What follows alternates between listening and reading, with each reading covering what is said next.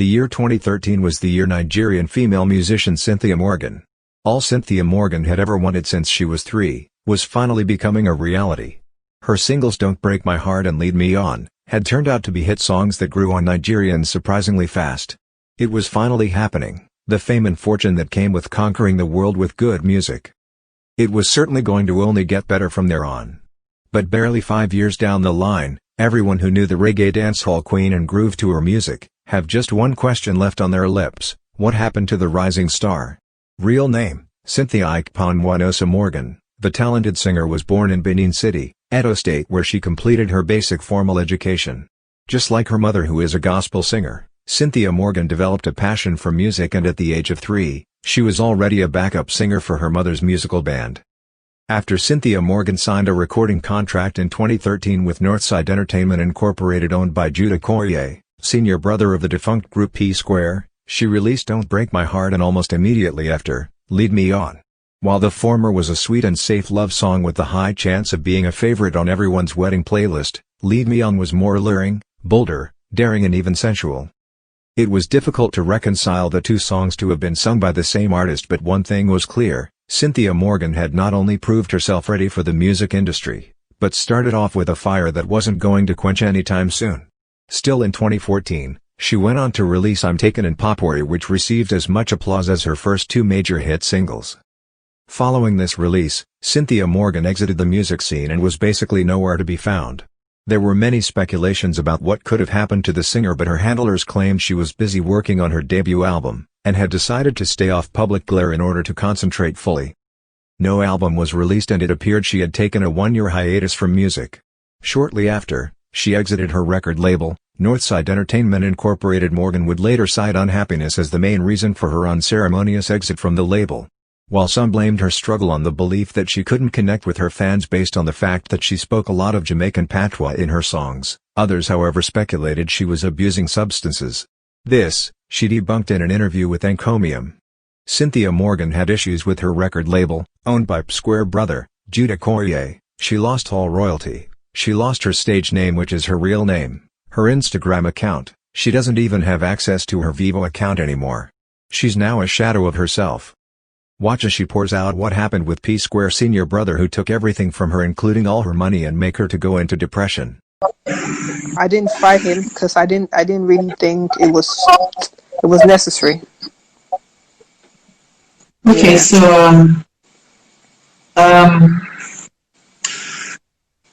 you were not advised by a lawyer. You just took it in good faith and moved on and tried to create a new brand. Exactly. Did you sign? Did you have a legal? You had a legal contract with him. Yes, Don't you think you could have? Yeah, if I had battled with Jude, obviously I would have won. Yeah, I would have won. I had dirt on him, like so much, but I didn't just think it was necessary. I didn't really think it was necessary. Yeah, I thought it was time for me to outgrow, because I went through a lot at Cynthia Morgan that a lot of people don't even know about. So I just felt like it was time for me to awaken a new me before you start getting the money back. So like I said, I didn't have like an investor. I wouldn't even call him a label, because I paid for my accommodation, I feed myself, I clothe myself. The only thing he was doing was shooting videos that he wouldn't even promote them. You get me? So that was the reason why. Yes, exactly. Because he had his own idea. I don't promote. I don't pay to promote. I'm not really saying you should pay to promote stuff, but he had his own idea actually, that he doesn't pay to promote anything. He had whatever. So and I think it actually works for me, because I think that's one of the reasons why I have real fans. I have organic people that really, they love me. Yes, obviously they love me, but it was a lot of stress on me, because people expect so much from me but they don't even know what I have to go through. I have to take care of family, take care of myself, sort my bills. He wasn't doing anything. It was only shooting videos. And then, guess what? And then I have to pay him the money he spent on the video. Then after I pay all the money, let's say he spent 50 million naira on the video, and then I pay him the 50 million naira on videos, and before we now start sharing the what's it called, like percentage.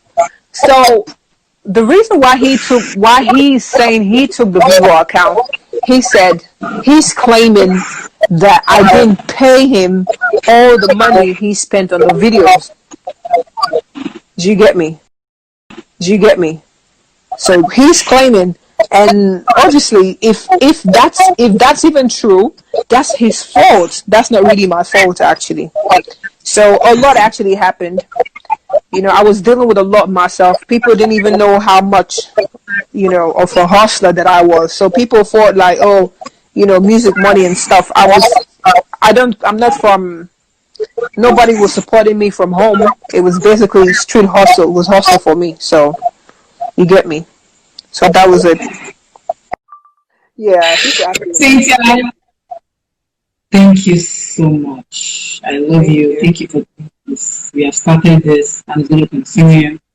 I will figure out a way to keep your social media active.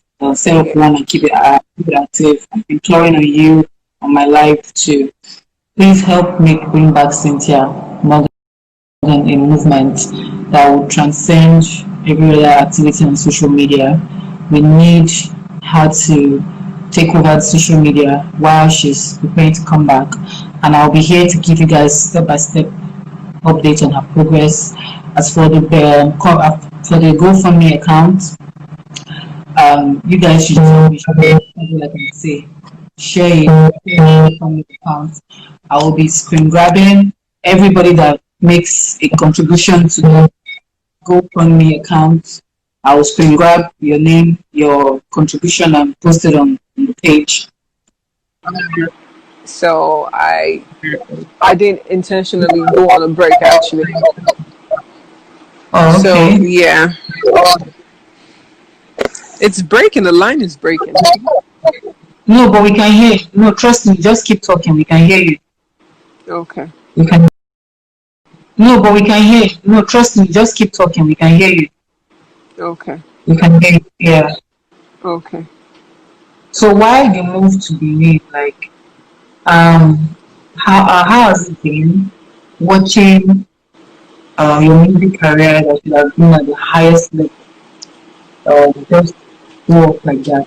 How has it been watching your colleagues, Well, like how has it been for you? at first, actually, it wasn't easy because, like, naturally, we as humans, we have like a timetable, and we're Okay. like, oh, before I'm 30, I want to do this, I want to do that. But at the end of the day, God has a time. God has His own timetable. So Okay. yeah. So at the end of the day, I just had to understand that I was going through a process, and then I just had to sit back, relax, and follow instead of instead of taking the lead. I'm following now. So that's really what happened. Please tell them how you got out of this crack thing that they think you did, because I already know you didn't do it, but we should hear it from you. I wish I did crack. Okay.